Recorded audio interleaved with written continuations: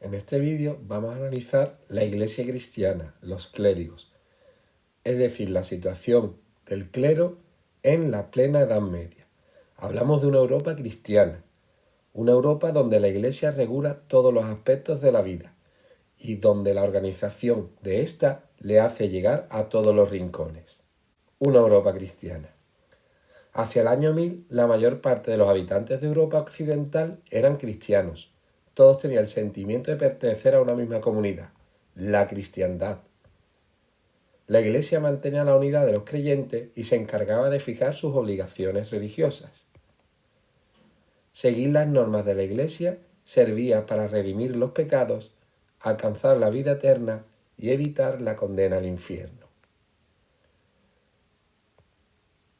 Toda la vida social o privada estaba marcada por la intervención de la Iglesia.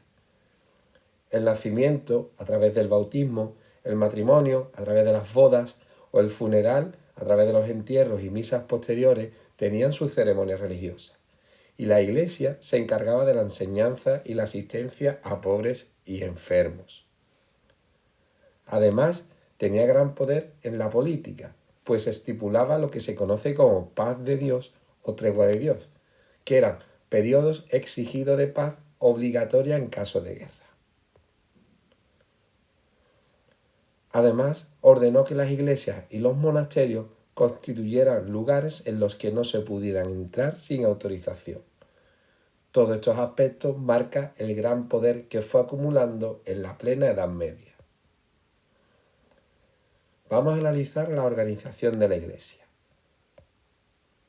La Iglesia medieval poseía inmensos feudos y cobraba a los cristianos el diezmo, una décima parte de lo recaudado, un impuesto que servía para mantener al clero.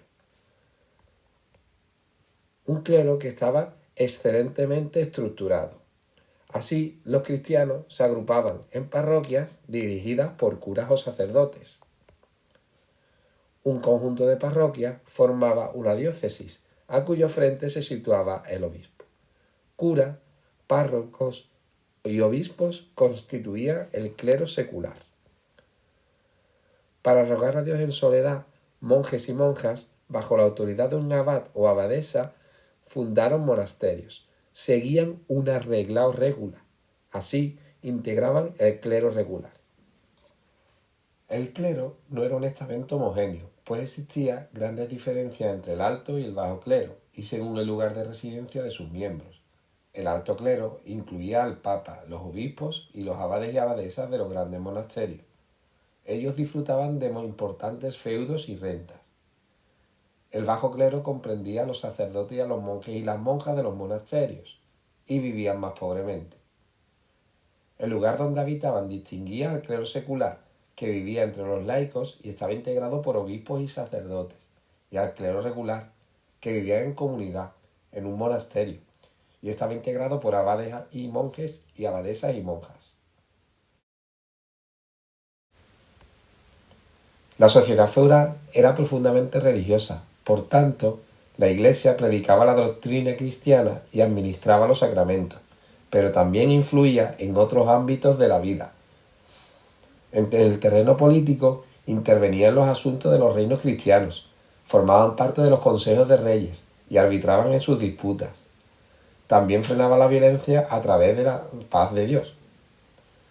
En el terreno económico, la Iglesia era un estamento privilegiado que no pagaba impuestos, poseía grandes feudos y recibía donaciones.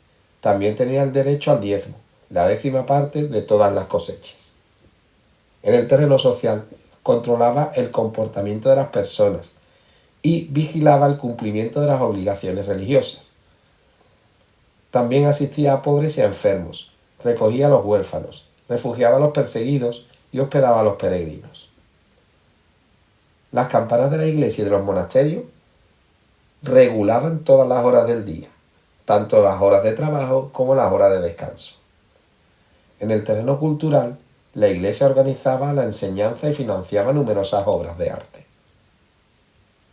Un aspecto fundamental fue la vida en los monasterios, la vida del clero regular. Tuvo una gran importancia en la Edad Media. Los monasterios se construían en el campo e incluían diferentes partes destinadas a cada función. La iglesia para orar, dependencias para los monjes, llamadas celdas, también contaba con espacios para las distintas actividades económicas, huerto, lagar, cuadra, forja, carpintería incluso, también sociales como la hospedería y la enfermería, y culturales, donde estaba la biblioteca y el scriptorium. Allí se realizaban las más importantes copias de libros antiguos. Estos también estaban decorados con importantes y bellas miniaturas. Monjes y monjas obedecían una regla o normativa propia de cada orden y vestían su hábito distintivo.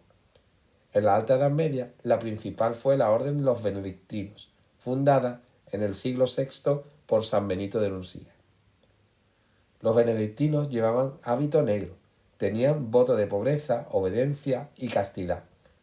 Se regían por el principio de ora et labora, reza y trabaja, que combinaba la oración con el trabajo manual, y llevaban una alimentación austera, basada en sopa, pan, verdura, huevos, fruta, vino y cerveza. La carne y el pescado se reservaban para ocasiones excepcionales.